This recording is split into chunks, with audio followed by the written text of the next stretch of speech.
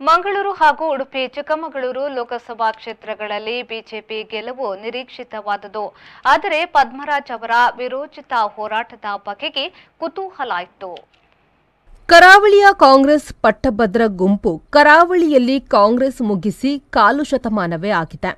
ಅದನ್ನು ಪದ್ಮರಾಜ್ ಒಬ್ಬರ ಹೋರಾಟದಿಂದ ಸರಿ ಮಾಡುವುದು ಸರಿಯಿಲ್ಲ ಎನ್ನುತ್ತಾರೆ ರಾಜಕೀಯದ ಹಿರಿಯರೊಬ್ಬರು. ಉಡುಪಿ ಚಿಕ್ಕಮಗಳೂರು ಕ್ಷೇತ್ರದಲ್ಲಿ ಕೋಟ ಶ್ರೀನಿವಾಸ ಪೂಜಾರಿಯವರು ಅರ್ಹ ಜಯ ಕಂಡಿದ್ದಾರೆ. ಜಯಪ್ರಕಾಶ್ ಹೆಗ್ಡೆ ಸೋತಿದ್ದಾರೆ. ಮಂಗಳೂರು ಲೋಕಸಭಾ ಕ್ಷೇತ್ರದಲ್ಲಿ ಬ್ರಿಜೇಶ್ ಚೌಟರು ಗೆಲುವು ಕಂಡಿದ್ದಾರೆ. ಪದ್ಮರಾಜ್ ಅವರು ಸೋಲಿನಲ್ಲೂ ಗಮನಾರ್ಹ ಮತ ಗಳಿಸಿದ್ದಾರೆ.